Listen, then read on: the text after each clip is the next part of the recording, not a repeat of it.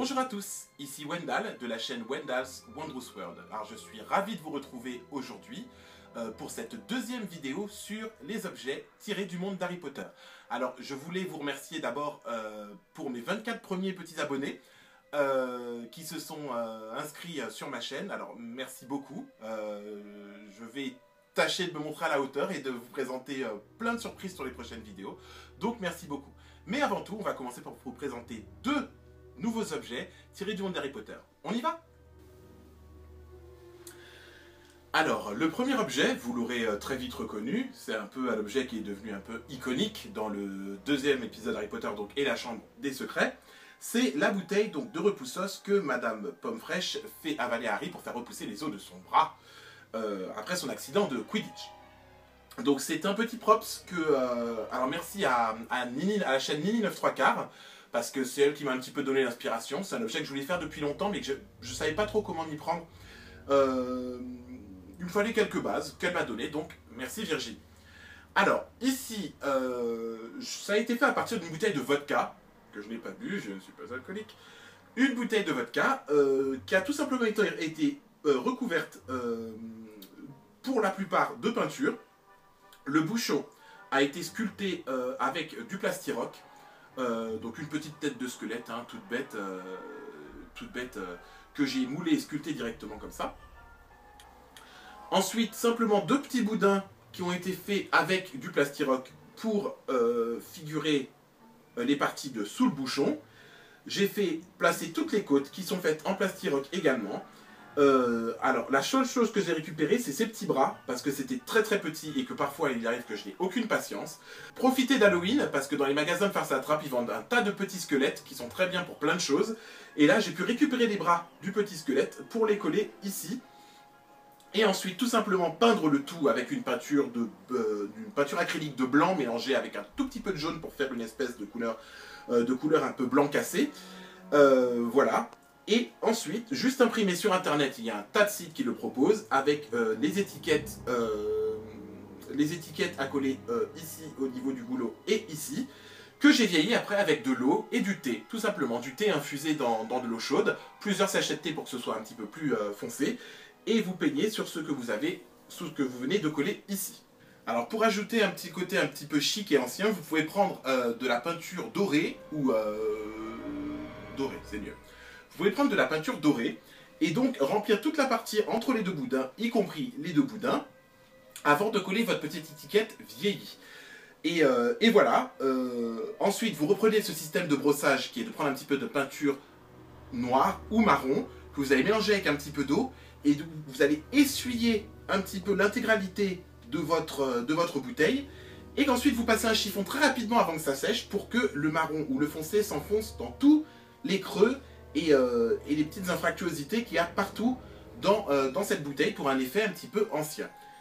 Et voilà, vous avez une bouteille de repoussos qui coûte pas très très cher. Juste un petit peu de patience, un petit peu de créativité, de l'observation. N'hésitez pas, c'est très très important pour tous les objets qu'on fait. N'hésitez pas à aller sur YouTube et à prendre sur Google et à prendre un tas de photos de l'objet que vous voulez reproduire. C'est bien de l'avoir sur toutes les coutures, comme ça vous êtes sûr qu'il n'y a pas d'erreur. Donc voilà pour cette bouteille de repoussos. Et bien maintenant, on va parler un peu botanique, en évoquant l'une des plantes stars du monde des sorciers, la mandragore. Vous venez avec moi? Et voilà, un bébé racine de mandragore absolument adorable. Alors c'est très très simple, très très simple. Alors pour la base en dessous, ça va vous permettre d'économiser à la fois du plastiroc et beaucoup de matériaux. Il va falloir trouver un petit bébé, comme on peut en trouver dans n'importe quel magasin, un petit bébé en plastique, tout bête, que j'ai malheureusement cisaillé en deux, pour récupérer que son tronc. Regardez, on peut le voir ici, hein, vous voyez. À la base, c'est une petite poupée et j'ai simplement je l'ai coupé en deux. Et à ce moment-là, je l'ai simplement recouvert de pâte en mettant des morceaux pour qu'il soit vraiment végétal. Voilà, pour ajouter comme des morceaux de racines un petit peu partout. Donc je l'ai entièrement recouvert, j'ai juste laissé ses yeux pour qu'il ait un air un petit peu plus réel. Mais pour le reste, c'est que de la pâte plastiroc. Voilà. Ensuite, vous trouvez une petite plante artificielle qu'on peut trouver pareil dans n'importe quel magasin. Des petites plantes artificielles que j'ai plantées en haut de sa tête, tout simplement. Et pour plus de véracité, pour qu'il y ait quelques petites racines, j'ai mis ici de la corde de chanvre que j'ai attaché d'abord sur les bras de la poupée avant de poser la patte par-dessus et finir par une petite pointe comme ceci, pour qu'on ait l'impression qu'elle est en pleine croissance et qu'elle continue de pousser.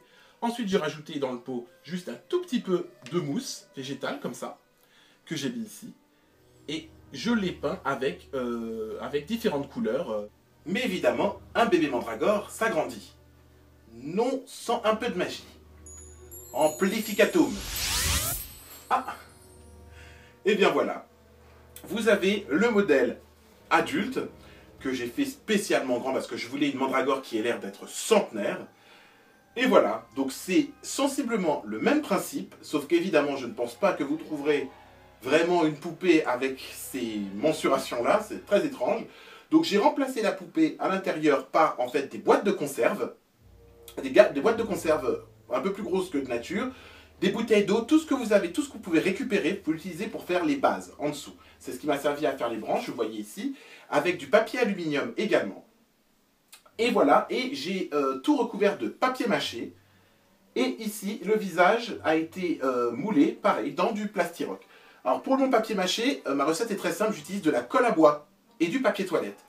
La colle à bois, c'est déjà prêt. Quand ça sèche, c'est très dur. Et pour les matières comme ça, qui doivent figurer du bois ou des matériaux végétaux, c'est très très bien. C'est vraiment ce qu'il faut.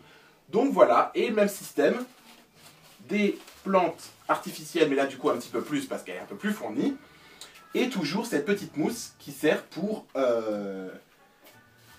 recouvrir le sol de notre pot de fleurs qui est beaucoup plus grand que l'autre, comme vous avez pu voir. Donc voilà, et après pour la peinture, c'est la même chose, sauf que là, j'ai peint les yeux en rouge vermillon, et puis j'ai rajouté beaucoup plus de nuances de vert et de marron au niveau des écorces pour plus de réalisme. Et voilà, c'était un plaisir, c'est tout pour aujourd'hui. Merci d'avoir assisté à cette deuxième vidéo de Wendell Wondrous World. Je vous donne rendez-vous très très bientôt avec une troisième vidéo. On va encore découvrir beaucoup d'objets du monde d'Harry Potter. Par contre, d'ici là, n'oubliez pas, partagez, abonnez-vous et prenez soin de vous. À bientôt.